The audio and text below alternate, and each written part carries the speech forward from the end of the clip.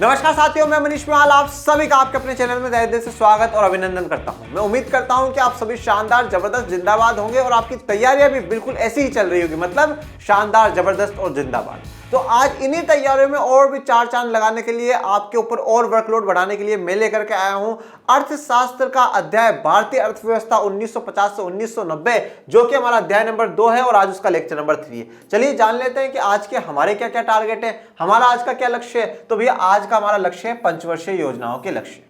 Last में हम लोग लास्ट लेक्चर में जान चुके थे कि योजना ये बताती है कि इतने निर्देशित समय में, इस टाइम पीरियड के अंदर अंदर आपको ये चीजें अचीव करनी है, प्राप्त करना है, जो कि क्या होते हैं, लक्ष्य होते हैं।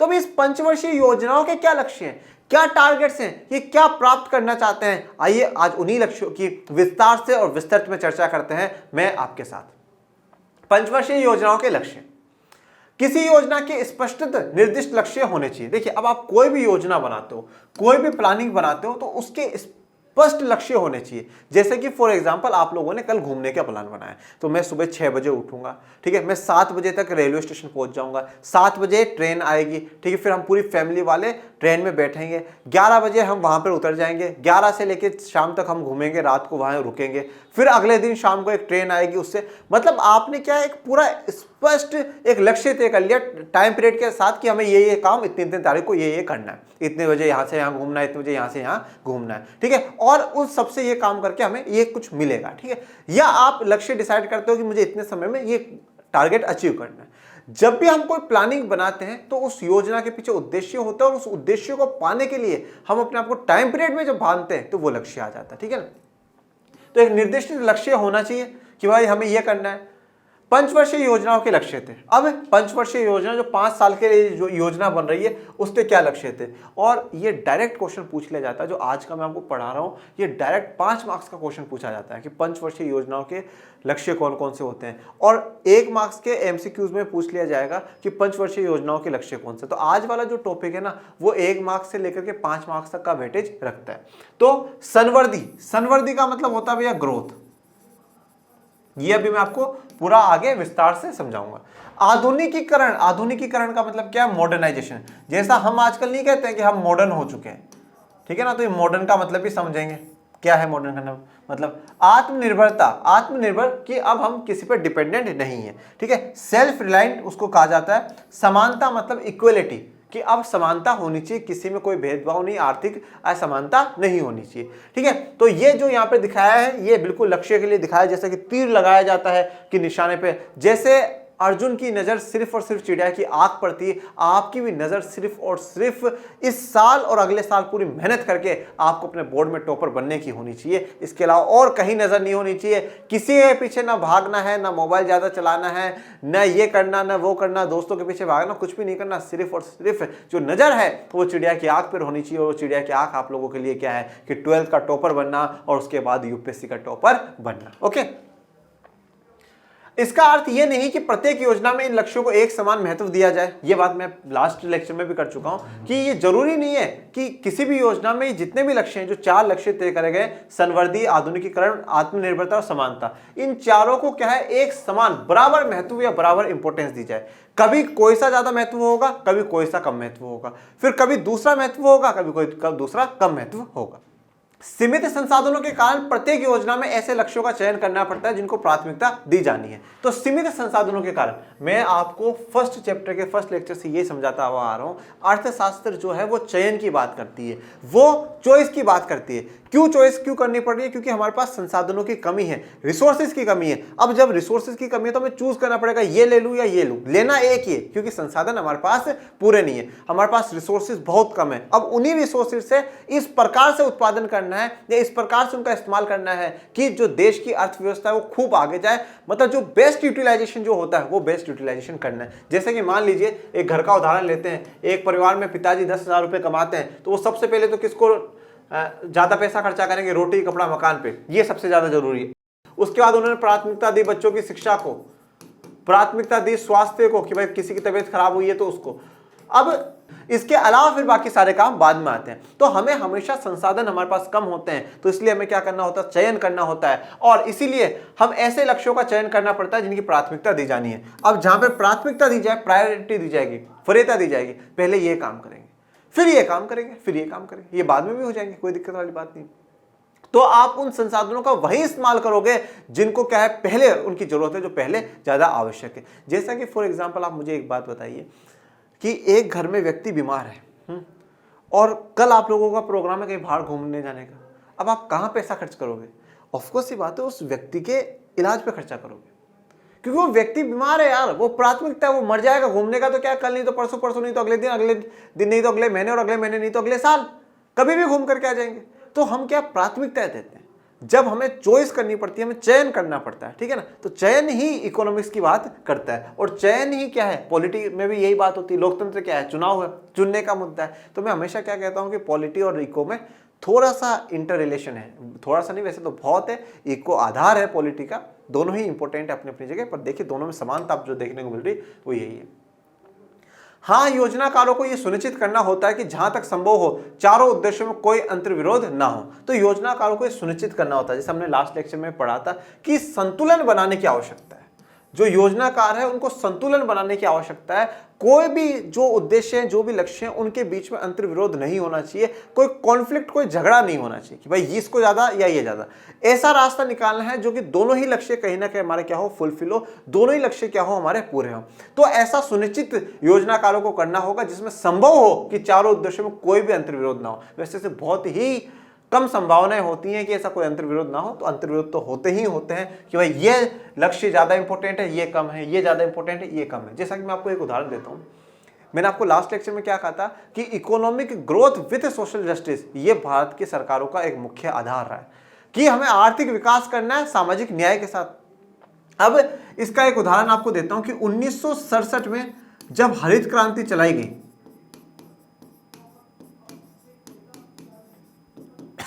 ग्रीन रिवॉल्यूशन है क्या बच्चों? आप एक बात बताइए, हरित क्रांति क्या है? हरित क्रांति बात करता है कि जब 1965-66 वाला दौर चल रहा है, भारत के पास खाद्य संकट हो चुका है, खाने पीने के वस्तुओं की कमी हो चुकी है, तो उस समय क्या हुआ कि हरित क्रांति, ग्रीन रिवॉल्यूशन चलाया गया। क्रांति का मतलब क्या आता है कि एक बड़े लेवल पर चेंज लेकर के आना। अभी भारत को जो भी खाने पीने का था अमेरिका से आयात करना पड़ रहा था, मंगवाना पड़ रहा था, खाद्य संकट भारत में चल रहा था। अब उसमें बहुत बड़ा बदलाव लेकर के आना था। तो बड़ा बदलाव जो लेकर के आया गया वो कैसे लेकर के आया गया कि एक तो जो बीज है ना, जो सीड्स हम जिन्हें कहते हैं, उन सीड्स का, उन बीज हाई यील्डिंग वैरायटी वाले बीज मंगाए गए। कौन से बीज मंगाए गए?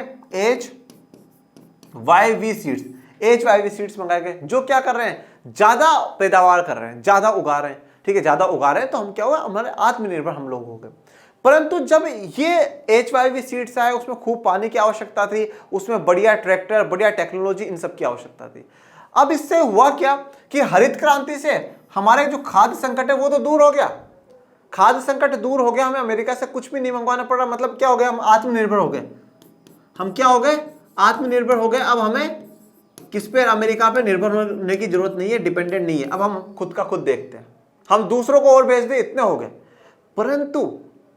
परंतु इससे जो अमीर और गरीब की जो खाई है वो बढ़ गई। कैसे बढ़ गई कि सरकारों ने ये देखा कि अगर हम ये सब कुछ जो गरीब किसान है उनको प्रोवाइड कराएंगे तो वो इतना कर ही नहीं पाएंगे, वो इतनी चीजें, महंगे महंगे ट्रैक्टर, महंगे महंगे बीज खरीद ही नहीं पाएंगे। तो किसको प्रोवाइड कराएंगे? जो मंझले किसान है, मंझले में तो जो बीज के, ना ज्यादा गरीब ना जो अमीर, और अमीर किसानों को। तो सबसे ज्यादा जो अगर हरित क्रांति का फायदा हुआ वो किसको हुआ? अमीर किसानों को हुआ। मतलब अमीर किसान और भी अमीर हो गया। तो यहां पर क्या हुआ, समानता वाला लक्ष्य हमारा पूरा नहीं हुआ। यहां पर आत्मनिर्भर वाला जो लक्ष्य है वो पूरा हो गया। आधुनिकीकरण वाला, मॉडर्नाइजेशन, हमने टेक्नोलॉजी अपना ली, आधुनिकीकरण पूरा हो गया, आत्मनिर्भर पूरा हो गया, संवर्धि भी हो गई, ग्रोथ हुई है ना, ग्रोथ हुई है। भाई पहले हम थोड़ा सा उगा पा रहे थे, बहुत ज्यादा उगा पा रहे। पहले अगर जो पहले बीज इस्तेमाल होते 10 किलो चावल उगते थे, अब इनसे 60 किलो, 70 किलो, 100 किलो चावल उग रहे। तो संवर्धि भी हुई है, ग्रोथ भी हुई है। 3 लक्ष्य तो पूरे हो गए, पर समानता वाला लक्ष्य पूरा नहीं हुआ। तो कहीं ना कहीं अंतर्विरोध तो रहेगा ही रहेगा। अब सरकार ने यह तो तय कर रखा था कि economic growth with social justice, पर अब कहीं ना कहीं थोड़ा बहुत ग्रोथ बढ़ाने के लिए इनजस्टिस जो था वो, पर सरकार ने उन गरीब किसानों को भी बीच बीच में सब्सिडी दी है, ठीक, और उनको ऊपर उठाने की और उनको बराबर करने की कोशिश करी है। ऐसी बात नहीं। मेरा मुख्य यहाँ पर अभी उद्देश्य यही है कि अंतर्विरोध होता है, चारों उद्देश्यों में क्या होगा, अंतर्विरोध होगा। ये इस प्रकार से भी आप समझ सकते हैं कि आप 2 नावों में पैर रखोगे तो कभी सफल नहीं हो सकते। अगर आप ये सोचते हो कि मैं ये भी कर लूँ, मैं वो भी कर लूँ, तो कभी सक्सेसफुल नहीं हूँ। मेरे पास ऐसे बच्चों के कॉल आते हैं जो 11th-12th में साइंस, मैथ, बायो, कॉमर्स लेकर के बैठे हैं और कहते हैं कि सर मैं यूपीएससी करनी। बिल्कुल भी मना नहीं, यूपीएससी के लिए सबके दरवाजे खुले हुए हैं, वो कर सकते हैं, कोई डाउट वाली बात नहीं। पर मैं ये कहता हूँ कि जब आपने साइंस, मैथ ले लिया, बायो ले लिया, कॉमर्स ले लिया, तो आप नीट में जाइए, जेई में जाइए, सीएस में एक बार तो एटलीस्ट ट्राई करिए ना। आपने क्या करा, दो नावों में पैर रख दिया कि 11th-12th तो मैं साइंस, मैथ, बायो पढ़ूंगा, पर बाद में मैं आर्ट्स पे आ जाऊंगा। क्यों भाई? जब आपको करनी ही यूपीएससी, आपको पता है कि 70 से 80% जो वेटेज है वो आर्ट्स के सब्जेक्ट का, आप आर्ट्स लीजिए ना। कुछ बच्चे तो सिर्फ और सिर्फ इसलिए भी साइंस, मैथ, बायो, कॉमर्स की तरफ भागते हैं कि देखो समाज में हमारी जो प्रतिष्ठा है वो बढ़ेगी, हमने साइंस, मैथ, बायो ले रखी है। ऐसा नहीं, ऐसा नहीं करना। तो हमेशा हम जो उद्देश्य है उनमें अंतर्विरोध होगा, ये तय है, आप ये मान करके चलिए। तो अब एक एक को बहुत गहराई से जानते हैं। सबसे पहले चलते हैं संवर्धी की तरफ। संवर्धी का जो अर्थ होता है वो होता है ग्रोथ। क्या होता है? ग्रोथ। ग्रोथ का अगर मैं बात करूं तो किसी भी चीज में इंक्रीमेंट होना, ठीक है। ग्रोथ अगर अपन कहते हैं तो एक तरीके से आप कह सकते हैं कि विकास जो आ रहा है, कि भाई प्रगति होना, सुधार होना, वही बात आती है संवर्धी में। एक बार डेफिनेशन देख लेते हैं। इसका अर्थ है देश में वस्तु और सेवाओं की उत्पादन क्षमता में वृद्धि। तो क्या कहा है? देश में वस्तुओं और सेवाओं की उत्पादन क्षमता में वृद्धि। क्षमता का मतलब क्या होता है? कैपेसिटी। क्षमता का मतलब क्या होता है? कैपेसिटी। वस्तु और सेवा जो आप उत्पादन कर रहे हो, जो प्रोड्यूस कर रहे हो, उसमें क्या हो? कैपेसिटी आपकी बढ़ जाए। मतलब पहले अगर आप 10 किलो प्रोड्यूस कर रहे थे, अब आप 100 किलो प्रोड्यूस कर रहे हो। पहले आप 10 मोबाइल फोन बना रहे थे, आज 1000 मोबाइल फोन बना रहे हो। पहले एक साल के अंदर कुछ थोड़ा सा उत्पादन होता था, अब बहुत सारा उत्पादन होता है। जब आप क्या कर लो, वस्तु और सेवा की उत्पादन क्षमता में आपकी वृद्धि हो जाए, मतलब उत्पादन करने की जो कैपेसिटी है जब वो बढ़ जाती है, तो उसको हम लोग क्या कहते हैं? संवर्धी कहते हैं या ग्रोथ कहते हैं। इसका अभिप्राय उत्पादक पूंजी के अधिक भंडार या परिवहन, बैंकिंग आदि सहायक सेवाओं का विस्तार या उत्पादक पूंजी तथा सेवाओं की दक्षता में वृद्धि से है। देखिए, अब मुझे आप एक बात बताइए कि उत्पादन क्षमता बढ़ेगी कैसे? उत्पादन की जो क्षमता है, उत्पादन की जो कैपेसिटी है, प्रोडक्शन की कैपेसिटी बढ़ेगी कैसे? कि आप उस प्रोडक्शन को बेटर बनाने के लिए काम करोगे, अच्छा बनाने के लिए काम करोगे। अब अच्छा कैसे बनाया जा सकता है? उत्पादक पूंजी।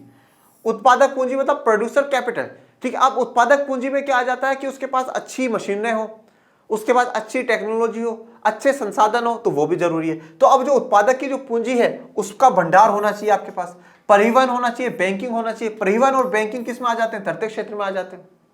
ये होना भी बहुत जरूरी है। क्यों? परिवहन इसलिए जरूरी है कि एक जगह से दूसरी जगह सामान जाएगा कैसे। और बैंकिंग, देखो भैया, कोई करोड़पति नहीं है, सब कर्जे में चल रहे हैं, सब कर्जे में चल रहे हैं। आप किसी को भी उठा करके देख लीजिए, सब कर्जे में। किसी के पास इतना लाखों करोड़ों रुपए किसी के पास नहीं है, सब कर्जे में। कर्जा आ कहां से रहा? बैंकों से। पर वो बैंक क्यों दे रहे हैं? क्योंकि पता है कि भाई ये व्यक्ति उद्योग लगाएगा, 100 लोगों को, 1000 लोगों को रोजगार देगा, उनका जीवन बेहतर बनाएगा, फिर हमें वापस पैसा लौटा देगा। ऐसी सेवाओं का विस्तार होना और उत्पादक पूंजी और सेवाओं की दक्षता में, मतलब जो उनकी इफिशियंसी है, उनकी इफिशियंसी, कि भाई कितना इफिशिएंट काम कर रहे हैं, कितना अच्छा काम कर रहे हो, कितना जल्दी काम कर रहे हैं। देखिए, हमें हमेशा ऐसे वर्कर्स की जरूरत होती है जो अच्छा काम भी करें और जल्दी काम भी करें। अब ऐसा नहीं हो कोई जल्दबाजी में खराब काम कर दे, ऐसा भी नहीं चाहिए। और ऐसा भी नहीं लेकर के बैठा रहे एक काम को 10 दिन 20 दिन तक लेकर, नहीं, ऐसा। तो हमें इफिशियंसी भी चाहिए। तो जो इफिशियंसी का मतलब क्या होता है? जल्दी भी काम करे और अच्छा काम भी करे। तो इफिशियंसी में वृद्धि होनी चाहिए, और वो इफिशियंसी में वृद्धि इन्हीं चीजों से होगी। तो उसी को हम लोग क्या कहेंगे? संवर्धी। संवर्धी मतलब बिल्कुल ये नीचे नीचे पेड़ ऊपर होता जाए, नीचे से पैसे और ऊपर से पैसे, खूब ही पैसा ही पैसा, ठीक है ना, ऐसा होना चाहिए। अर्थशास्त्र की भाषा में आर्थिक संवर्धी का प्रमाणिक सूचक सकल घरेलू उत्पाद या जीडीपी में निरंतर वृद्धि है। अब पहले तो यही समझ लेते हैं भैया, ये सकल घरेलू उत्पाद या जीडीपी क्या होती है। देखो, वैसे ये आप लोगों ने क्लास 10th में पढ़ा होगा। जीडीपी का मतलब होता है ग्रोस डोमेस्टिक प्रोडक्ट। सकल, देखिए, सकल का मतलब होता है कुल, पर अपन है अर्थशास्त्र के बच्चे, ठीक है। अर्थशास्त्र के बच्चों को हमेशा ध्यान रखना है, कुल के लिए कौन सा शब्द प्रयोग होता है? सकल शब्द प्रयोग होता है। तो ये जो ग्रोस शब्द प्रयोग करा गया है वो सकल, और सकल का मतलब होता है कुल या टोटल, आप कह सकते हो। घरेलू मतलब घर के अंदर, उत्पाद मतलब प्रोडक्ट। आपने घर के अंदर टोटल कितना उत्पाद बनाया है, कितना प्रोडक्ट आपने बनाया है। अब घर के अंदर बनाने का मतलब क्या है? हम सबका घर क्या होता है? हमारा देश। तो मतलब एक देश की सीमाओं के अंदर टोटल कितना प्रोडक्ट बना है, कितना माल बना है, तो वो क्या कहलाता है? जीडीपी कहलाता है। बस इतना से, इतना नहीं, थोड़ा सा और आगे आ जाओ। जीडीपी की जब भी हम बात करेंगे 2-3 बातों का ध्यान रखना है। एक तो एक वर्ष के अंदर अंदर, दूसरा अंतिम वस्तु और सेवा होनी चाहिए। अंतिम वस्तु और सेवा होनी चाहिए। अंतिम वस्तु और सेवाओं का मतलब क्या है? ऐसी सेवा या ऐसी वस्तु जिसका आगे प्रोडक्शन में प्रयोग नहीं करा जाएगा, आगे उत्पादन में प्रयोग नहीं करा जाएगा। जैसा कि फॉर एग्जांपल भैया दूध आया, दूध मैंने डायरेक्ट पी लिया, वो मेरे लिए अंतिम वस्तु है। ये टी शर्ट मैंने पहन ली, मेरे लिए अंतिम वस्तु है। अब इसका आगे कहीं इसके लिए प्रोडक्शन बाकी नहीं रह रहा है, कोई उत्पादन बाकी नहीं रह रहा है। तो अंतिम वस्तु और सेवा वह होती है जिसका उपभोक्ता प्रयोग कर ले। तो एक वर्ष होना चाहिए, अंतिम वस्तु और सेवा होनी चाहिए, और इस अंतिम वस्तु और सेवा का बाजार मूल्य होना चाहिए। देखिए मूल्य दो प्रकार के होते हैं, एक तो फैक्ट्री कॉस्ट है, ठीक है, एक तो लागत मूल्य है कि भाई फैक्ट्री में कितना लगा वो, और एक बाजार मूल्य, इसमें भी अंतर मैं आपको बताऊंगा। तो बाजार मूल्य मतलब बाजार में कितने में बिकी है वो। और इन तीनों से इंपॉर्टेंट एक बात है कि एक देश की राजनीतिक सीमाओं के अंदर, राजनीतिक सीमाओं के अंदर, ठीक है। पहला बाजार मूल्य समझ लो, फिर मैं चारों को जोड़ करके आपको और भी एक्सप्लेन कर दूंगा।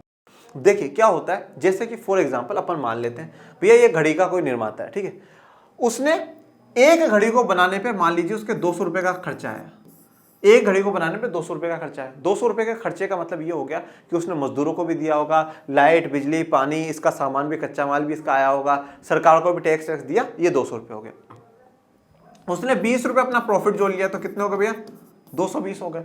अब फिर ये तो बहुत बड़ी कंपनी है, तो बड़ी कंपनी का क्या है, दूर दूर तक जाएगा भाई, राजस्थान में, उत्तर प्रदेश में, कर्नाटक में, सारी जगह पहुंचेगा। तो वहां तक का परिवहन, फिर वो वहां जाएगा, दुकानदारों के पास जाएगा, तो सब अपना क्या प्रॉफिट ऐड करते जाएंगे। तो ये घड़ी एक कंज्यूमर तक पहुंचते पहुंचते 350-400 की हो जाएगी।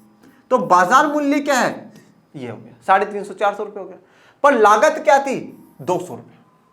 तो फैक्ट्री कॉस्ट पे नहीं, हम बाजार मूल्य को देखते हैं कि बाजार में उसका क्या मूल्य है, मार्केट में उसका क्या मूल्य है, उस मूल्य को हम लोग ध्यान में रखते हैं। तो जीडीपी या सकल घरेलू उत्पाद क्या है कि देश के अंदर अंतिम वस्तु और सेवाओं का कितना उत्पादन हो रहा है एक साल के अंदर, और उसका बाजार मूल्य जो होगा वही क्या कहलाएगा? जीडीपी कहलाएगा। हम यहां पर ये नहीं देखेंगे कि टोटल 1000 गुड्स बने, 1000 सामान बने, हम ये नहीं देखेंगे। हम ये देखेंगे कि 1000 सामान से 10 लाख की कमाई हुई है। ये 10 लाख क्या है? ये सकल घरेलू उत्पाद होता है। फिर इसको पूरी दुनिया से परसेंटेज की तुलना में हम देखते हैं कि हमारी इतनी परसेंटेज जीडीपी अभी चल रही है, हमारी इतनी परसेंटेज जीडीपी चल रही है। तो मतलब ओवरऑल जीडीपी सकल घरेलू उत्पाद, घरेलू क्यों? देश की सीमाओं के अंदर अंदर, कश्मीर से कन्याकुमारी, गुजरात से अरुणाचल प्रदेश तक लेकर के अंडमान निकोबार द्वीप समूह, लक्षद्वीप, जितना भी देश का एरिया है, उस देश के एरिया के अंदर जितना भी उत्पादन होगा, वो उत्पादन का जो बाजार मूल्य होगा वो जीडीपी कहलाएगा। पर वो एक साल में देखा जाता है, फिर नेक्स्ट ईयर चेंज होता है, फिर नेक्स्ट ईयर में देखा जाता है, फिर नेक्स्ट ईयर का होता है। ओके, अब सवाल यह आता है कि कंपनी कहां की बनानी चाहिए। यह बात ध्यान रखिएगा कि अमेरिका की कंपनी है पर वो उत्पादन इंडिया में कर रही है। वो कहां पर है? इंडिया में काम कर रही है। तो अमेरिका की कंपनी इंडिया में अगर उत्पादन करती है तो जीडीपी किसकी काउंट होगी? इंडिया की काउंट होगी।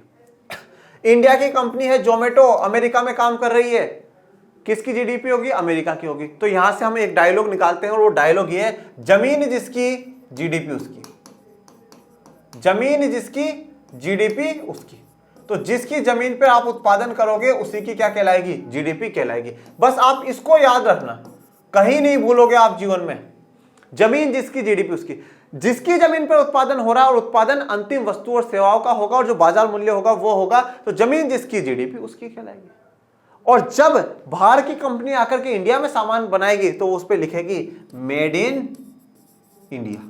क्या लिखेगी? मेड इन इंडिया, हमने भारत में बनाया। तो इससे भारत का क्या होगा? प्रचार प्रसार भी होगा और भारत की जीडीपी बढ़ जाएगी। जो संवर्धी होती है, जो ग्रोथ होती है, उस ग्रोथ को अर्थशास्त्र की भाषा में सकल घरेलू उत्पाद या जीडीपी में निरंतर वृद्धि, लगातार वृद्धि को दर्शाया जाता है। अभी हम लोगों ने क्या पढ़ा संवर्धी में कि भैया जो उत्पादन क्षमता है वो बढ़नी चाहिए। अब उत्पादन क्षमता, अगर प्रोडक्शन कैपेसिटी बढ़ गई तो हम ज्यादा प्रोडक्शन करेंगे, ज्यादा उत्पादन होगा, और ज्यादा उत्पादन होने का मतलब क्या है? उनको ज्यादा मार्केट में बेचेंगे, मतलब ज्यादा बाजार मूल्य, मतलब जीडीपी में क्या हो जाएगा? बढ़ जाएगी, जीडीपी हमारी बढ़ती जाएगी।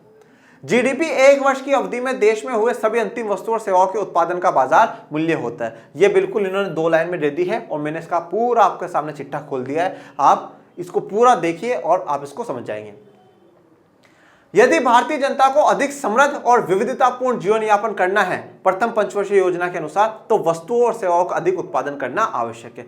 देखिए, प्रथम पंचवर्षीय योजनाओं में यह कहा गया कि अगर भारतीय जनता को अधिक समृद्ध और विविधतापूर्ण जीवन यापन करना है। समृद्ध का मतलब क्या है? काफी प्रोस्पेरस, आपके पास हर चीज होनी चाहिए, बहुत लाइफ जो है लग्जरियस लाइफ आपके पास होनी चाहिए, बेहतरीन।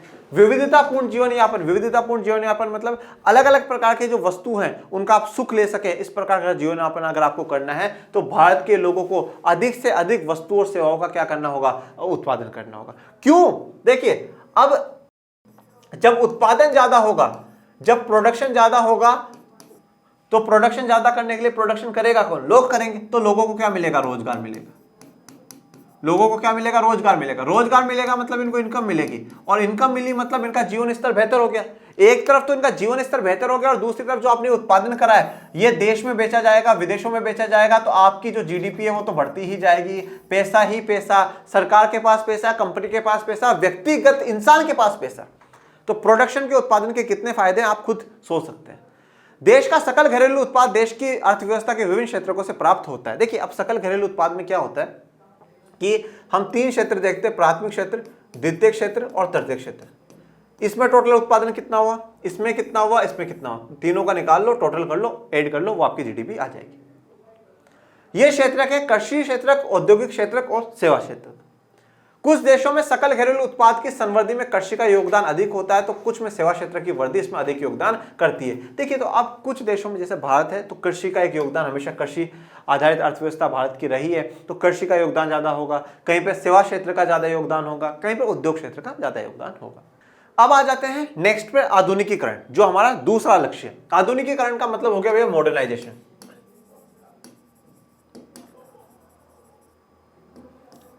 वस्तुओं और सेवाओं का उत्पादन बढ़ाने के लिए उत्पादकों को नई प्रौद्योगिकी अपनानी पड़ती है।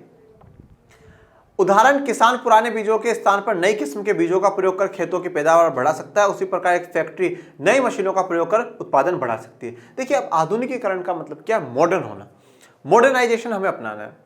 मॉडर्न का मतलब यह है कि जो आज समय में चल रहा है उसको हम भी एक्सेप्ट कर लें, हम मॉडर्न हैं, ठीक है। जैसे कि हम लोग देखते हैं कि अगर आज कोई व्यक्ति जींस नहीं पहने तो हम कहते हैं पता नहीं कौन से जमाने में जी रहे हैं, और पहनते हैं तो कि हम मॉडर्न है, ठीक है ना।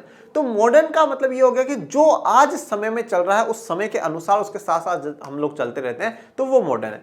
पर मैं इस बात से भी पूर्ण रूप से सहमत हूं कि हम लोगों ने मॉडर्निटी के नाम पर, मॉडर्न होने के नाम पर सत्यानाश करा है। सही बता रहा हूं, काफी चीजें गलत करी है, ठीक है। सिर्फ मॉडर्न कि हम मॉडर्न है, मॉडर्न होने के नाम पे बहुत ही कुछ गलत कर चुके हैं, जो कि होना नहीं चाहिए, ठीक है। तो पर मॉडर्निटी का मतलब सीधा सा इतना सा आता है कि जो अभी समय में चल रहा है उसको हम लोग एक्सेप्ट करें तो हम मॉडर्न है। और यहां पर अगर हम इकोनॉमिक्स में अगर बात करते हैं तो मॉडर्निटी का सीधा सा अर्थ हमारी संवर्धी से, संवर्धी क्यों होगी? जब हम उसमें नई टेक्नोलॉजी का इस्तेमाल करेंगे, जो नई चीज आ रही है हम उसका इस्तेमाल करेंगे, तभी तो हम क्या रह पाएंगे, आगे बढ़ पाएंगे। और जैसे कि आप एक बात सोचिए कि आज एक कंपनी है जो पुराने हिसाब से काम कर रही है, और एक कंपनी अब देख रहा है लोग बदल रहे हैं। यार आज आप एक बात बताओ, आज अगर आप किसी बच्चे को भी ये बोलो ना यार वो कीपैड वाला फोन ले ले, पागल हो क्या? कौन लेता है कीपैड वाला फोन? स्मार्टफोन, स्मार्टफोन में भी ये वेरायटी वो वेरायटी, अलाना फलाना ढीम का वेरायटी। अब ये जो कंपनीज मान लो स्मार्टफोन ही बना, नहीं कीपैड ही बनाती रहेगी, नहीं मैं तो कीपैड ही बनाऊंगा, मैं तो कीपैड ही बनाऊंगा, तो वो कंपनी तो बर्बाद होगी। क्योंकि एक्चुअल में क्या चल रहा है? स्मार्टफोन में भी नए से नए फीचर्स होने चाहिए, तो समय के साथ जो चलेगा वही कंटिन्यू कर पाएगा, बाकी तो कोई नहीं कर पाएगा। तो यहां पर क्या होगा कि हमें आवश्यकता है कि जो समय में चाहिए उसके अनुसार हम लोग उत्पादन करें। तो यहां पर वस्तु और सेवाओं का उत्पादन बढ़ाने के लिए, और उत्पादन जो बढ़ाया जा रहा है उसको क्या कहा जा रहा है? संवर्धी कहा जा रहा है। तो उत्पादन बढ़ाने के लिए उत्पादकों को क्या चाहिए? नई प्रौद्योगिकी अपनानी पड़ती है, उनको नई टेक्नोलॉजी अपनानी पड़ती है। जैसे कि उदाहरण दिया, किसान पुराने बीजों के स्थान पे नए किस्म के बीज, ये नए किस्म के बीज कौन से? HYV seeds, high yielding variety. High yielding variety Hindi में भी मैं लिख देता हूं, उच्च पैदावार वाले बीज, ठीक है ना, उनका इस्तेमाल करें। एक फैक्ट्री नई मशीनों का प्रयोग करे, जो नई नई मशीनें आ रही है, नई नई टेक्नोलॉजी आ रही है, उनका इस्तेमाल करें। नई प्रौद्योगिकी को अपनाना ही आधुनिकीकरण है। तो अगर हम लोग नई टेक्नोलॉजी को अपनाते हैं, हम उत्पादन करने में अगर नई टेक्नोलॉजी को अपनाते हैं तो उसी को क्या कहा जाता है? आधुनिकीकरण, मॉडर्नाइजेशन कहा जाता है। देखिए, आप शिक्षा में देखिए कि किस प्रकार से मॉडर्नाइजेशन हुआ है। एक समय था जब पत्तों पर पढ़ाया जाता था, फिर ब्लैक बोर्ड आए, फिर ग्रीन बोर्ड आए, फिर व्हाइट बोर्ड आए, फिर स्मार्ट जो एजुकेशन का है प्रोजेक्टर्स हैं वो आए, और आज स्मार्ट बोर्ड आए। अब एक चीज सोचिए कि व्हाइट बोर्ड की और स्मार्ट बोर्ड की तुलना कर लीजिए।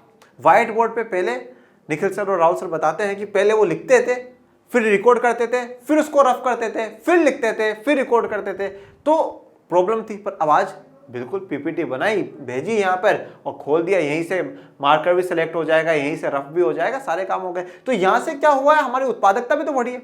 पहले अगर दिन के 2 वीडियो रिकॉर्ड हो सकते थे, तो आज दिन के 3, 4, 5, 6 वीडियो रिकॉर्ड हो सकते हैं, क्योंकि जो टाइम वेस्ट हो रहा था वो टाइम अब वेस्ट नहीं हो रहा है।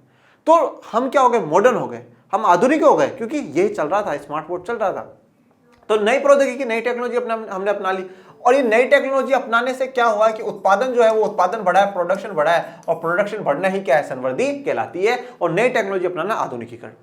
आधुनिकीकरण केवल नवीन प्रौद्योगिकी के प्रयोग तक सीमित नहीं है, बल्कि इसका उद्देश्य सामाजिक दृष्टिकोण में परिवर्तन लाना भी है। तो सिर्फ और सिर्फ जब हम बात करते हैं आधुनिकीकरण के, मॉडर्नाइजेशन की हम लोग बात करते हैं, तो उसमें सिर्फ और सिर्फ आर्थिक बातें नहीं आती, सामाजिक बातें भी आती हैं, सामाजिक परिवर्तन भी आता है। अगर कोई आज व्यक्ति जो है वो जाति का भेदभाव करे, लिंग के आधार पर भेदभाव करे, धर्म के आधार पर भेदभाव करे, तो हम क्या कहेंगे, यार पुराने जमाने का है, पुरानी सोच है, मॉडर्न नहीं है, आज के कौन करता है। तो सामाजिक बदलाव भी आना, सामाजिक परिवर्तन आना भी, ये भी मॉडर्नाइजेशन है, कि हम ये देखें, हम लॉजिकल बने कि भैया हाँ इस चीज का कैसा भेदभाव, क्यों डिफरेंसेस, तो वो नहीं होना चाहिए। तो हमें आधुनिकीकरण, मॉडर्नाइजेशन सिर्फ और सिर्फ इकोनॉमिक्स नहीं, हमें सोशल का भी टॉपिक है कि हाँ भैया हमें क्या सोशल में चेंज लाना, सोसाइटी में चेंज लाना है, ठीक है। तो जैसे कि महिलाओं की स्थिति हो, उसमें सुधार आए, ये भी क्या है, सामाजिक परिवर्तन, ये भी आधुनिकीकरण है। तो जैसे यहाँ पे जो भैया हैं वो टेक्नोलॉजी का लैपटॉप का इस्तेमाल कर रहे हैं, तो वो आधुनिकीकरण या मॉडर्न पर्सन है। आधुनिक समाज में नारी की प्रतिभाओं का घर से बाहर, बैंकों, कारखानों, विद्यालयों आदि स्थानों पर प्रयोग किया जाता है, और ऐसा करने वाला समाज ही अधिकांशतः समृद्ध होता है। तो जो आधुनिक समाज है उसमें नारी की जो प्रतिभाओं का घर से बाहर निकलना, जो अब नारी है, जो उनका टैलेंट है, प्रतिभाओं का मतलब क्या होगा, उनका टैलेंट है, वो घर से बाहर भी जाना चाहिए, ठीक है। हम लोग श्रम का लैंगिक विभाजन पढ़ चुके हैं 10th में।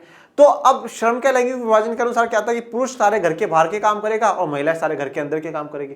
परंतु अब जो नारी का टैलेंट है तो वो घर से बाहर जाना चाहिए, मतलब बैंकों में काम करे, कारखानों में काम करे, विद्यालयों में काम करे, काम करना चाहिए। इसी से समाज की अधिकांशतः समृद्ध होगा, समाज क्या होगा, ज्यादा प्रोस्परस होगा, समाज काफी तरक्की करेगा। तो मुझे जैसे कि डॉक्टर अंबेडकर का एक कोटेशन याद आता है, वो कहते थे कि मैं किसी भी समाज की प्रगति को इस बात से मेजर करता हूं कि वहां पर महिला कितने ऊंचे पदों पर बैठी है। तो कि हम महिलाओं की प्रोग्रेस से देश की प्रोग्रेस को मेजर करें, वही बात लगभग यहां पर कही गई है।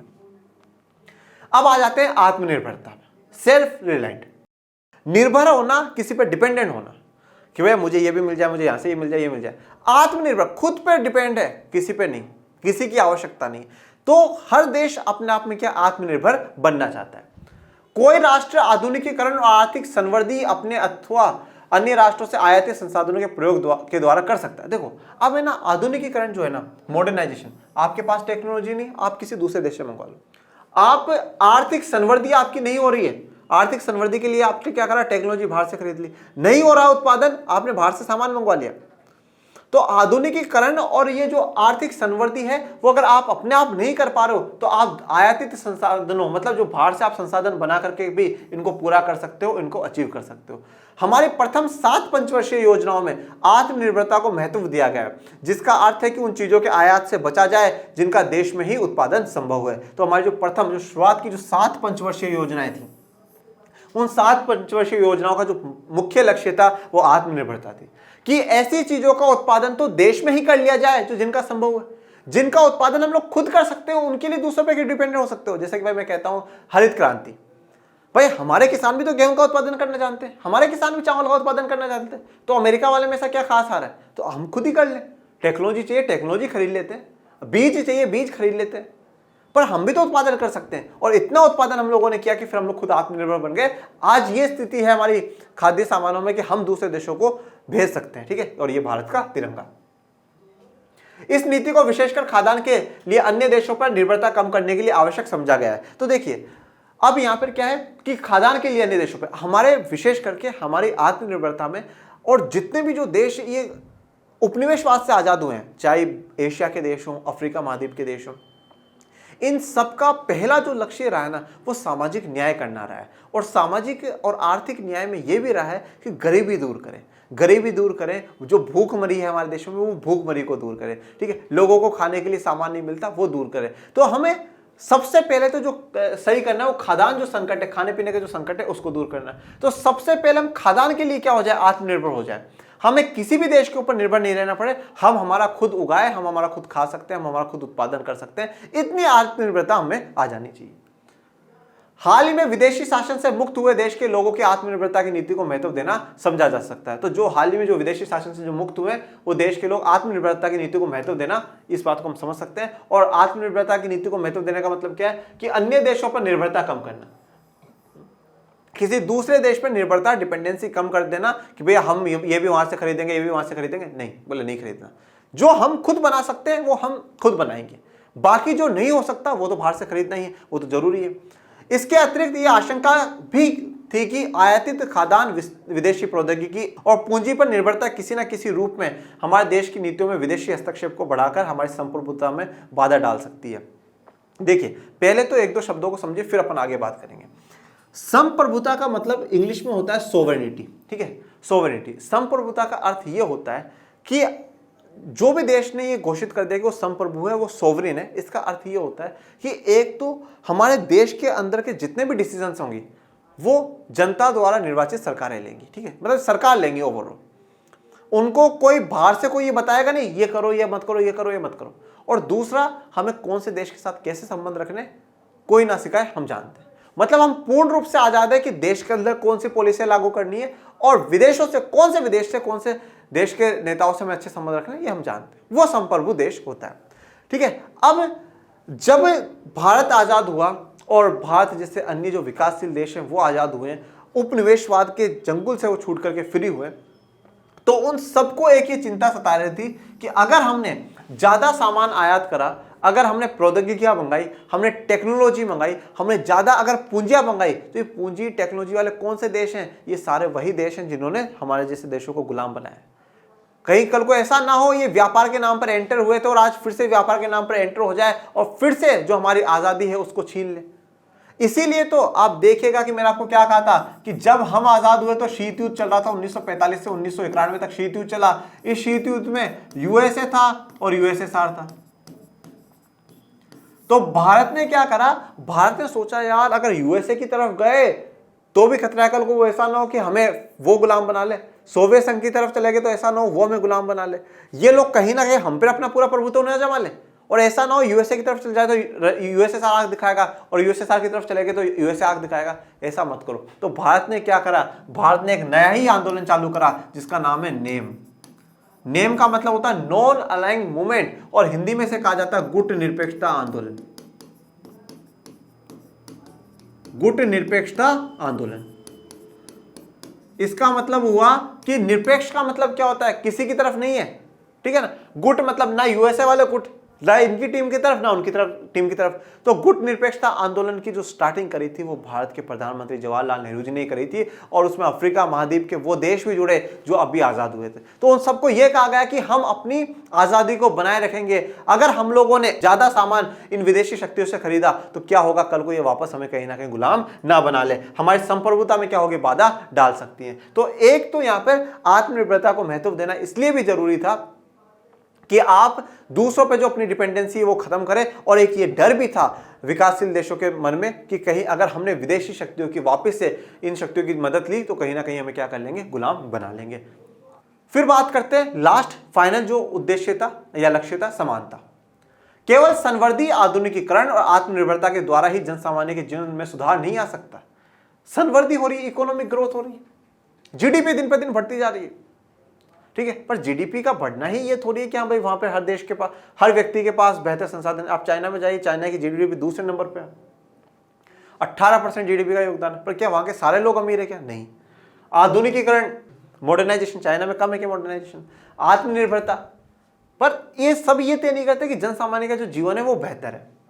किसी देश में उच्च संवर्धित दर और विकसित अत्याधुनिक प्रौद्योगिकी का प्रयोग होने के बाद भी अधिकांश लोग गरीब हो सकते हैं। तो ज्यादा से ज्यादा संवर्धित दर हो, बहुत तेज विकास हो रहा है और आप बेहतर से बेहतर जो प्रौद्योगिकी है आप वो अपना रहे हो, पर फिर भी काफी लोग क्या है उस देश में गरीब हो सकते हैं। यह सुनिश्चित करना आवश्यक है कि आर्थिक समृद्धि के लाभ देश के निर्धन वर्ग को भी सुलभ हो, केवल धनी लोगों तक ही सीमित ना रहे। तो यह भी जरूरी है कि जो लाभ हो रहे हैं देश को, जो इस संवर्धि के, इस आधुनिकीकरण के, इस आत्मनिर्भरता के जो लाभ हो रहे हैं, वो देश के निर्धन वर्ग को, गरीब वर्गों को भी मिले। वो सिर्फ और सिर्फ धनी लोगों को ही ना मिले कि भाई अमीर लोग उन्होंने फायदा ले लिया और बेचारा गरीब का गरीब रह ही गया। अतः संवर्धि, आधुनिकीकरण और आत्मनिर्भरता के साथ साथ समानता भी महत्वपूर्ण है। तो हमें संवर्धि भी करनी है, हमें आधुनिकीकरण भी करना है, आत्मनिर्भरता भी करनी है, उसके साथ साथ समानता को भी महत्वपूर्ण रखना है। अब इसके लिए हमें क्या करना होगा? प्रत्येक भारतीय को भोजन, सबको क्या मिलना चाहिए? भोजन मिलना चाहिए। ठीक है, जैसा कि मैं आप लोगों को क्या कहता हूं, जो मूलभूत सुविधाएं हैं वो है रोटी, कपड़ा, मकान। तो भोजन में क्या आ गई? रोटी आ गई। अच्छा आवास, तो ये आवास मतलब जहां पे आप रहते हैं, जहां वास करते हैं, जहां रहते हैं। तो रहते हैं कहां पर है? मकान में। तो अच्छा मकान उस व्यक्ति को मिले। शिक्षा, स्वास्थ्य, तो रोटी, कपड़ा, मकान, उसके बाद जो इंपॉर्टेंट है वो शिक्षा और स्वास्थ्य सेवाएं हैं। ऐसे मूलभूत आवश्यकताओं को पूरा कर पाने में समर्थ होना चाहिए। तो हर व्यक्ति के पास इतना पैसा, इतना तो उसका एटलीस्ट विकास होना चाहिए कि वो प्रत्येक भारतीय को, उसको, हर व्यक्ति को भोजन मिल जाए, उसको मकान मिले, उसको कपड़ा मिले, शिक्षा, स्वास्थ्य मिले। और धन संपत्ति के वितरण की असमानताएं भी कम होनी चाहिए। धन संपत्ति मतलब जितना जो धन हम वितरित कर रहे हैं। अब आप ये जानकर के ताजुब करेंगे, देश का 80 से 85% जो टोटल संपत्ति, टोटल धन है, वो कुछ 10 से 12% लोगों के पास है। और 10% जो है वो मान लीजिए कि 80 से 90 लोग शेयर कर रहे हैं। आप ये इस प्रकार से देख सकते हैं कि टोटल मान लीजिए 1000 रुपए हैं और 100 लोग हैं। इस 100 में से सिर्फ और सिर्फ 10 के पास ही 800 से 900 रुपए तो उनके पास ही हो जाते हैं। 800 से 900 रुपए तो सिर्फ और सिर्फ इन 10 व्यक्तियों के पास ही है। बाकी के 90 व्यक्तियों के पास तो 100 रुपए ही है। तो मतलब कुछ ही लोग अमीर हो रहे हैं, कुछ तो उसी स्थिति में। तो ये जो आर्थिक असमानता है वितरण की, यह भी दूर होनी चाहिए। नोट, आइए अब हम ये जानने का प्रयास करें कि 1950 से 1990 तक की अवधि में लागू की गई प्रथम 7 पंचवर्षीय योजनाओं ने किस प्रकार इन 4 लक्ष्यों की प्राप्ति के प्रयास के लिए तथा कृषि, उद्योग और व्यापार के संदर्भ में ये प्रयास कहां तक सफल रहे। तो अब हम आगे के लेक्चर्स में ये चीज देखेंगे कि इन चारों लक्ष्यों से कृषि पे क्या प्रभाव हुआ, उद्योग पे क्या प्रभाव हुआ, व्यापार का कितना विकास हुआ, कितनी संवृद्धि हुई। ये हम अब आगे के लेक्चर में जानेंगे। और फिर उसके बाद हम आगे की जो कृषि, उद्योग, इनकी बात करेंगे। और जो हमारा नेक्स्ट जो चैप्टर होगा ना, वो होगा उदारीकरण, निजीकरण और वैश्वीकरण का। मतलब अभी तक इन 2 चैप्टरों में हम 1990 तक की कहानी पढ़ रहे हैं, फिर हम 1990 के बाद की कहानी पढ़ेंगे। ठीक है, तो अभी तक आज के लिए इतना ही। आपको कैसा लगा आज का लेक्चर कमेंट बॉक्स में जरूर बताइएगा और ज्यादा से ज्यादा लाइक, शेयर, सब्सक्राइब करिएगा। मिलते हैं नेक्स्ट लेक्चर में, तब तक के लिए थैंक यू सो मच। जय हिंद, जय भारत।